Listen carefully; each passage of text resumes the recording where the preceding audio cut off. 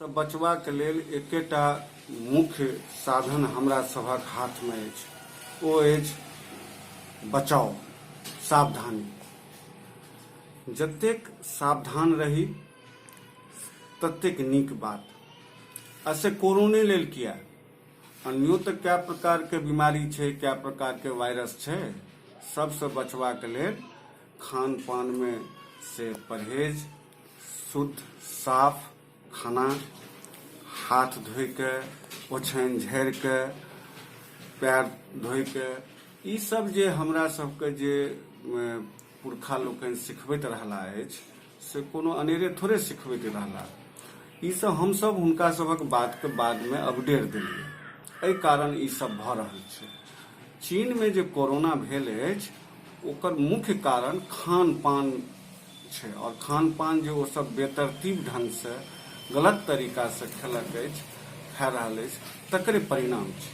तैं हम सबसे अनुरोध करै छी, पूरा देश से, पूरा दुनिया से, खास करके मिथिला से, मिथिलावासी लोकनि ध्यान राखै आ अपन जे कौलिक परंपरा अछि, अपन जे सनातनी परंपरा अछि शुद्धता के, तकर अनुपालन करी। किछु ज्यादा छै अपना मिथिला में पुरान परंपरा है, पहिने से साफ सफाई पर विशेष ध्यान देल जाइए, लोग के से हाथ जोड़ के प्रणाम पाती कयल जाइए, हाथ मिलायल नहीं जाइए, ई सब चीज के से ध्यान राखल जाए।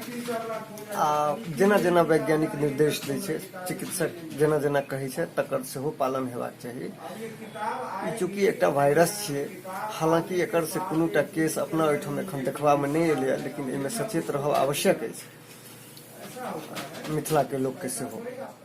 नहीं छै अन्य अफवाह में जाय के छै, साफ सफाई पर कनी ध्यान देबाक जरूरी छै, लेकिन एते से ओकरा पैघ रूप में नहीं लेबऽ के जे महामारी भऽ गेलै, आब ककरो से छुआछूत भऽ जायत, हमरा जायब नहीं कतौ, अपन काज नहीं करब, ई सब किछु नहीं छै। अपन नॉर्मल जीवन जेना जीवै छी, दैनिक जीवन जीबू, दैनिक कार्य करू, कनेक से सतर्क रहू। हाथ धोआ वाला गप छै तऽ गंदा छुबै छी तऽ हाथ धो, हमसब तऽ धोइते छी, खाना खाए से पहले हाथ धो लै छी, खाना खा के हाथ धोइ छी, तऽ कनी साफ सफाई पर ध्यान राखी। आ अफवाह में नहीं पड़ी, सबसे पैघ गप छै, अफवाह जतऽ छै रह दियौ, अफवाह में नहीं पड़ऽ के छै, इएह कहब छै।